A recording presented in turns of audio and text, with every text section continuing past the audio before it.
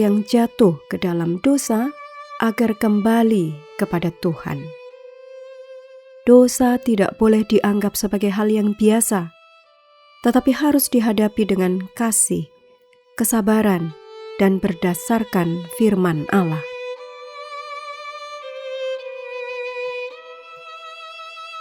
Sahabat dan saudaraku, mari menggunakan waktu mempelajari firman Tuhan hari ini.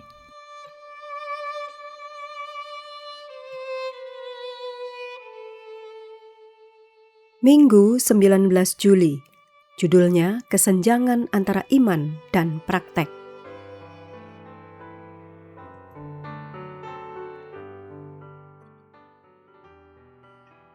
Kita mulai dengan doa singkat yang didasarkan dari Roma 6 ayat 13.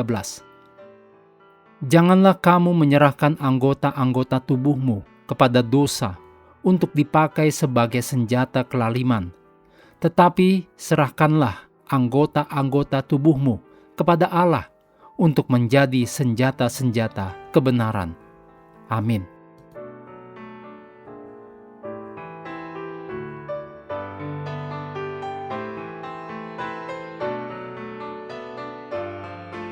Sepanjang sejarah kekristenan, para teolog, pendeta, dan orang awam telah mempelajari Perjanjian Baru untuk menentukan seperti apa seharusnya jemaat itu. Kita mengagumi misalnya jemaat dalam Kisah Para Rasul. Namun kita dengan cepat melupakan satu unsur penting, yaitu bahwa manusia memiliki masalah. Kita juga dapat membaca Perjanjian Baru untuk apa ajaran Alkitab tentang seperti apa seharusnya jemaat itu tidak terlihat. Surat-surat Paulus kepada jemaat di Korintus adalah titik awal yang baik. Ungkapan istri ayahnya di 1 Korintus 5 ayat 1 menunjukkan bahwa Paulus merujuk pada hubungan inses antara seorang pria dan ibu tirinya. Situasi ini mungkin dilaporkan oleh orang-orang dari keluarga Chloe. 1 Korintus 1 ayat 11. Inses dianggap sebagai dosa yang begitu mengerikan, sehingga tidak ditoleransi bahkan di antara orang-orang kafir. 1 Korintus 5 ayat 1, English Standard Version.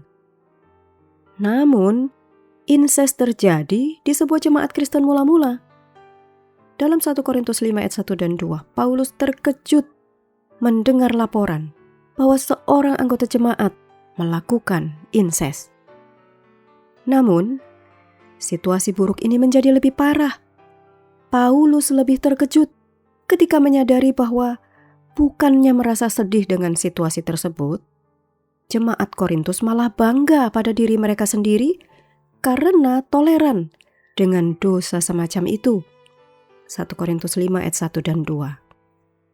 Jadi, Paulus mau mengoreksi tidak hanya pria yang amoral itu, tetapi juga jemaat Korintus karena kesenjangan yang nyata antara iman dan praktek mereka. Paulus terus-menerus menegaskan bahwa sikap jemaat yang membiarkan pria yang melakukan inses itu menuntut sebuah koreksi. Tetapi, jemaat bangga atas skandal seksual semacam itu dan bahkan menyombongkannya. 1 Korintus 5 ayat 2 dan 6. Ini terlalu berat untuk ditanggung Paulus. Apa yang salah dengan orang-orang ini? Kita tidak memiliki penjelasan mengapa jemaat di Korintus begitu toleran terhadap pria yang melakukan inses itu. Mungkin dia adalah anggota kaya yang menopang jemaat? Atau mungkin karena anggapan di 1 Korintus 6 ayat 12 bahwa segala sesuatu halal, sehingga jemaat tidak menganggap dosa ini sebagaimana mestinya. Kita tidak tahu. Apapun alasan sebenarnya, jemaat menjadi buta terhadap pelanggaran yang terang-terangan terhadap kitab suci. Imamat 18 ayat 7 dan 8. Dan mereka bahkan bangga karenanya.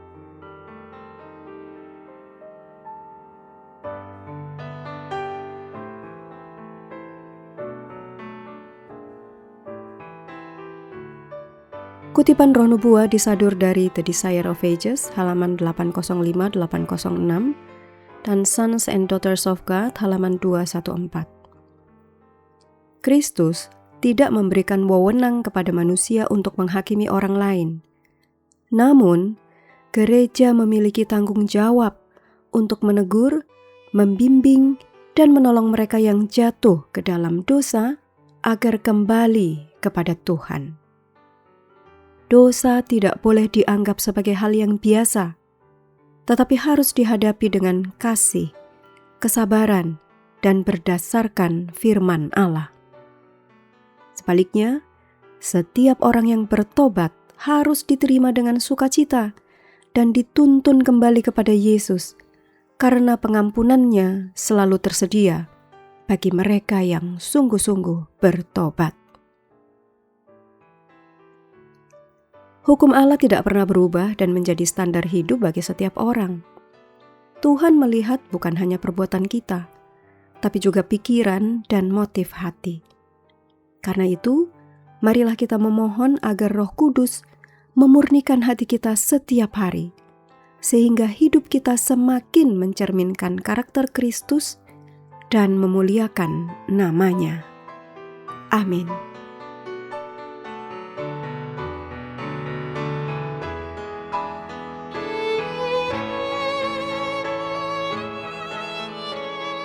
Menutup pelajaran hari ini, segala pujian kita naikkan hanya kepada Tuhan yang telah memberikan Roh Kudus untuk menyertai dan mengajari kita firman kebenaran.